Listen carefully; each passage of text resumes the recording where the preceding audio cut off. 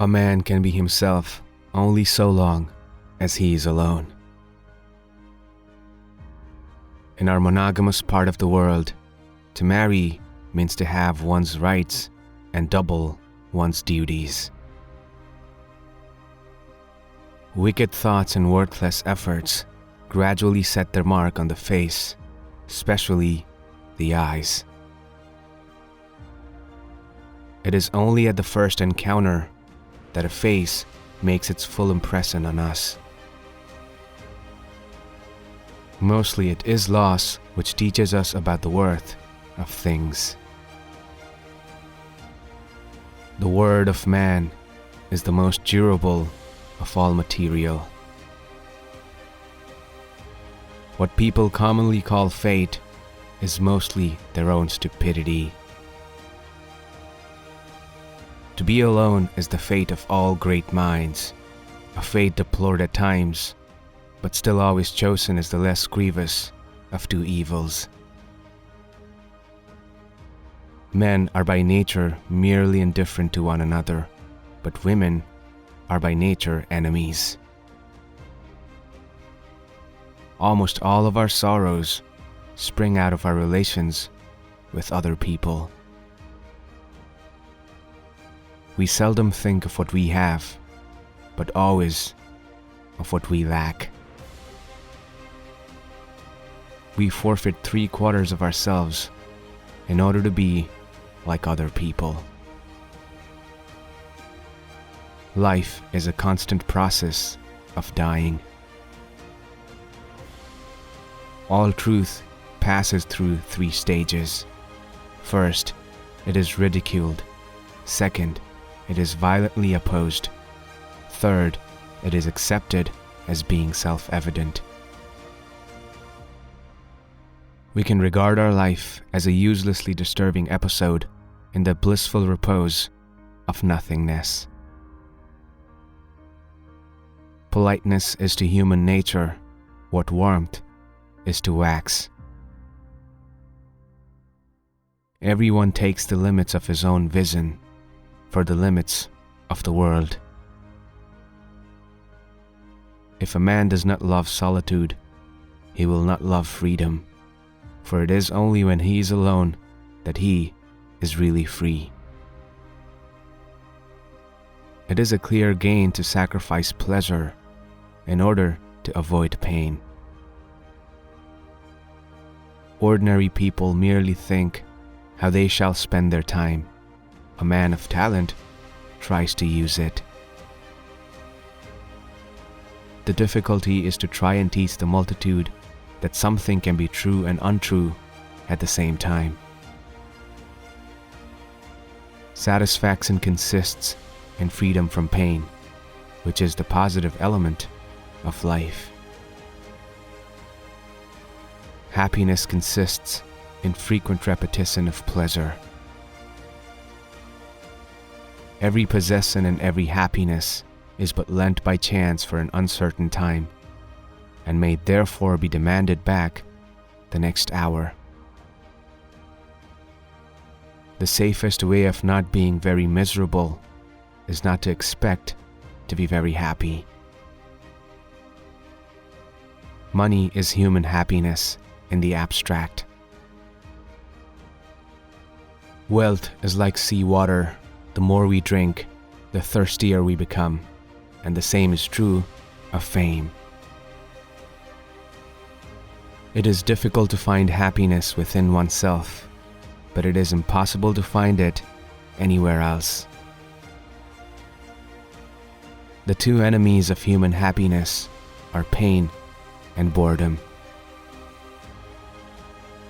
The greatest of follies is to sacrifice health for any other kind of happiness. Religion is the masterpiece of the art of animal training, for it trains people as to how they shall think. Men are the devils of the earth, and the animals are the tormented souls. The bad thing about all religions is that instead of being able to confess their allegorical nature, they have to conceal it. A man cannot serve two masters, so it is either reason or the scriptures. To call the world God is not to explain it. It is only to enrich our language with a superfluous synonym. Religions are like fireflies. They require darkness in order to shine. Philosophy of religion really amounts to philosophizing on certain favorite assumptions that are not confirmed at all. Nature shows that with the growth of intelligence comes increased capacity for pain. The brain may be regarded as a kind of parasite of the organism, a pensioner, as it were, who dwells with the body. After your death, you will be what you were before your birth. The more unintelligent a man is, the less mysterious existence seems to him. Sleep is the interest we have to pay on the capital which is called in at death. To desire immortality is to desire the eternal perpetuation of a great mistake.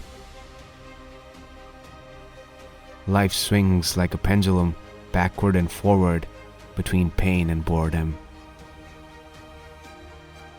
If we were not also interested in ourselves, life would be so uninteresting that none of us would be able to enjoy it.